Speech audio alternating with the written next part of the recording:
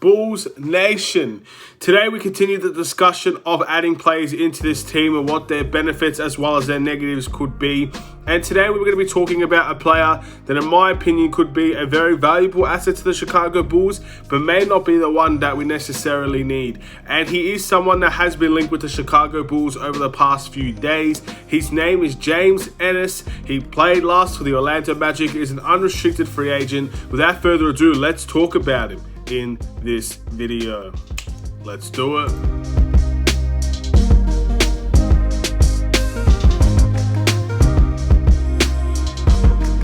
What's going on, everybody? It's the Aidan Sports Show and welcome back to another video. Today we've got a Chicago Bulls related video referring to more players being added into this team and the possibility and the implications of what those players in this team would be and kind of a little bit of what their role would be. Of course, when players come into this team, we talk more in depth about those roles, but when it comes to a situation where we're trying to acquire players, we need to talk about those things as well. But before we get started, please like and subscribe to the Aidan Sports Show YouTube channel.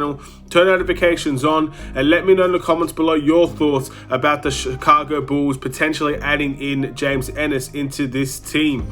In my opinion, James Ennis is a player that has very good offensive capabilities and something that we could definitely use if he brought into this team. We need more offense on this team, in my opinion, off of the bench, and he could very well bring that into this team, in my opinion. His three-point shooting will be something very valuable to have, but overall, is he the right player?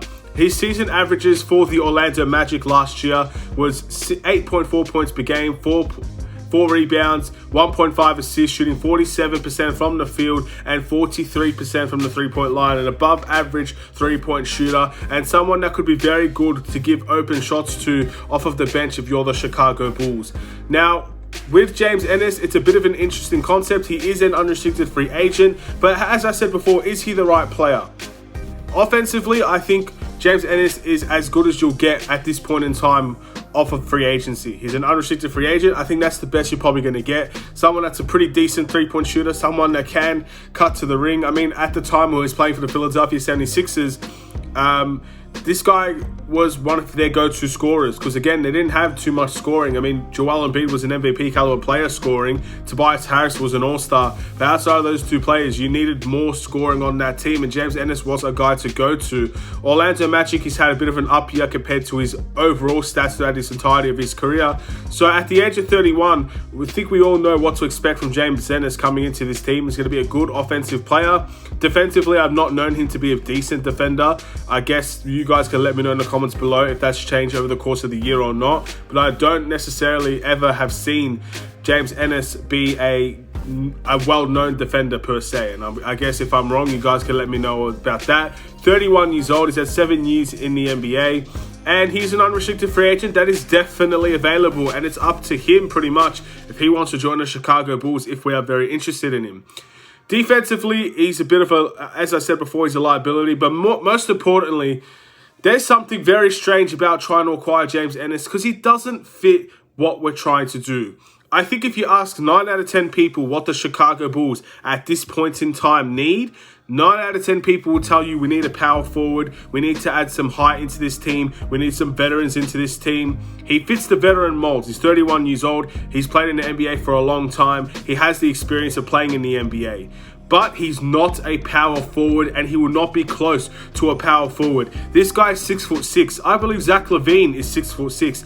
So let's be honest, this is not someone that, in my opinion, should be discussed as adding into the power forward position. If we're bringing in James Ennis, we are moving Derrick Jones Jr. into the power forward position constantly. It's not always going to be the small ball lineup. Now he's specifically going to be a power forward, and we add some shooting into this team.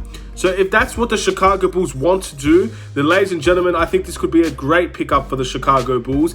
But we do have players in his position already. Again, we have a lot of guards in this team, and most of those guards will be playing some small forward at one way or another. I very well see Io in one stage or another being a power forward for this team. No questions about it in my mind. At one stage or another, we even saw it sometimes in the summer league. He was playing off ball and he could potentially be a small forward on this team playing off ball minutes. I see that being a slight possibility. I see obviously Troy Brown Jr., someone we already have on this team, someone we've played in the small forward position already before. That's someone that, in my opinion, we're going to see minutes from. So in order to bring this player in, you're going to have to take someone's minutes away.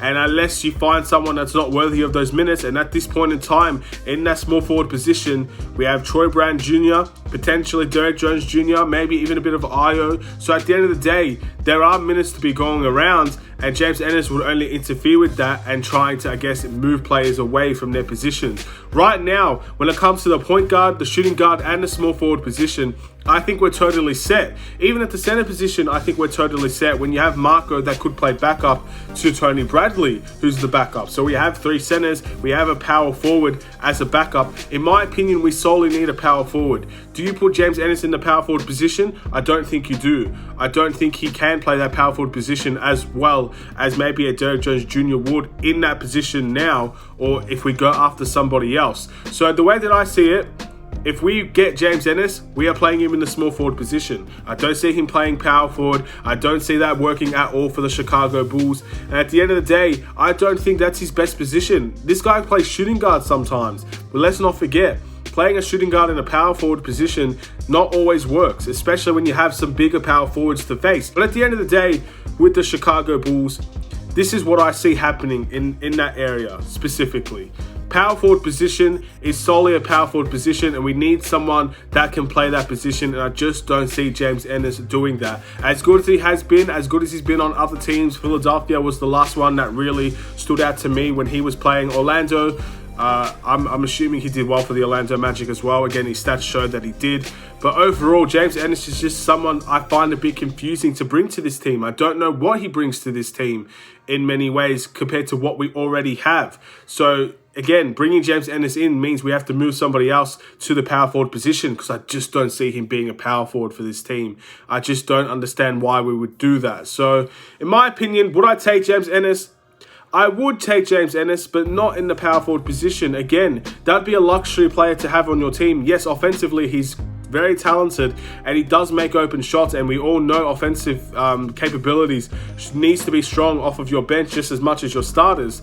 But when it comes to that position that we need to fill, he's not the right guy in my opinion. So if we're going to bring in James Ennis to play the power forward position, my answer would be no. We can either stick with Marco, we could go for Vanderbilt, we could go for Harry Giles, we could go for a bunch of other guys, even Thaddeus Young on a buyout from the San Antonio Spurs. There are many other options to go before we look at James Ennis as a power forward. I don't see that happening at all.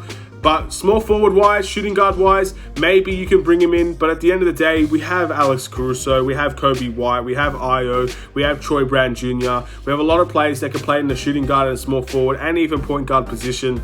I don't feel this is a necessary player to bring into this team. But of course, if he's going to remain a free agent throughout the start of the season, we find players that are not good enough on this team, and then maybe we can go and bring James Ennis in, and we end up, I guess, giving away that player that's not good enough. Or maybe he can be on that veteran minimums contract that we still have on the team. But at this point in time, I just don't see it being a good enough trade or good enough signing, in my opinion, compared to what we actually need. So I think we need to focus on the power forward position, go all out for that power forward position, try and find a really good power forward that is very, very, I guess, experienced, and someone that can definitely hold his position well as the bench player or even the starter. And then we can go and look at a small forward, a center. We can go and look at the luxury sign. We can go and look at filling the roster up and having every single player, every single contract on this team, and we know what the team is going to be. But for now, the power forward needs to be the priority. This would be the player I would say look at after the power forward signing, because I just don't see this guy being it. And again, if we're looking to play Derek Jones Jr., then maybe you consider him. But I just don't feel that's something we need to look at the moment. I'm going to end this video here. Thank you guys for watching. Please like and subscribe if you're new. Have a wonderful and safe day, Bulls Nation. I'll see you in another Chicago Bulls video. Stay safe, stay healthy, and stay tuned for more. Take care and peace.